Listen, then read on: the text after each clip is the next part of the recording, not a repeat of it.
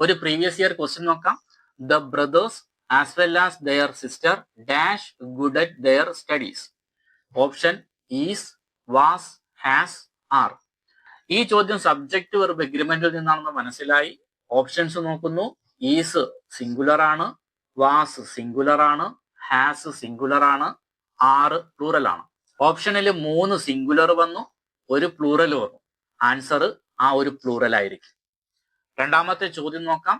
The teacher along with his students dash. Option നോക്കാം.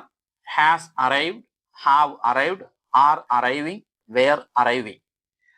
Has singular ആണ്, have plural ആണ്, are plural ആണ്, were plural ആണ്. ഒരു സിംഗുലർ 3 പ്ലൂറല്. ഉത്തരം ആ ഒരു സിംഗുലർ ആയിരിക്കും. ഹാസ് അറൈവ്ഡ് ശരി ഉത്തരം. ഇതിൽ നിന്ന് നമുക്കൊരു കാര്യം മനസ്സിലായി. സബ്ജക്ട് വെർബ് എഗ്രിമെന്റിന്റെ ചോദ്യം ചോദിച്ചാല് തന്നിരിക്കുന്ന ഓപ്ഷനിൽ 3 സിംഗുലറും ഒരു പ്ലൂറലും വന്നു കഴിഞ്ഞാൽ ഉത്തരം ആ ഒരു പ്ലൂറൽ ആയിരിക്കും. 3 പ്ലൂറലും ഒരു സിംഗുലറുമാണ് ഓപ്ഷനിലുള്ളതെങ്കിൽ ആ ഒരു സിംഗുലർ ആയിരിക്കും ആൻസർ. ഒരു പ്രീവിയസ് ചോദ്യം കൂടെ നോക്കാം. Either you or your brothers dash absent. Option A is, am, was, are. Is എന്ന് പറയുന്ന സിംഗുലർ ആണ്, ആം എന്ന് പറയുന്ന സിംഗുലർ ആണ്, വാസ് എന്ന് പറയുന്ന സിംഗുലർ ആണ്, ആർ എന്ന് പറയുന്ന പ്ലൂറൽ ആണ്. എന്നാൽ ഇവിടെ ഐ എങ്ങും കാണാത്തത് കൊണ്ട് നമുക്ക് ആം യൂസ് ചെയ്യേണ്ട കാര്യമില്ല.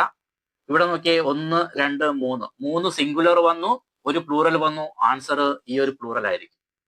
4 ഓപ്ഷൻ തരികയും 3 ഓപ്ഷനിൽ സിംഗുലറും ഒരു ഓപ്ഷനിൽ പ്ലൂറലും വന്നു കഴിഞ്ഞാൽ ഇങ്ങനെ എഴുതാം. അല്ലെങ്കിൽ 3 ഓപ്ഷനിൽ പ്ലൂറലും ഒരു ഓപ്ഷനിൽ സിംഗുലർ വന്നു കഴിഞ്ഞാൽ ഇങ്ങനെ എഴുതാം. എന്നാൽ ഓപ്ഷൻ ഡി ആയിട്ട് നൺ ഓഫ് ദീസ് വന്നു കഴിഞ്ഞാൽ ഈ ഒരു ടെക്നിക്ക് അപ്ലൈ ചെയ്യരുത്, ചിലപ്പം തെറ്റാൻ സാധ്യതയുണ്ട്.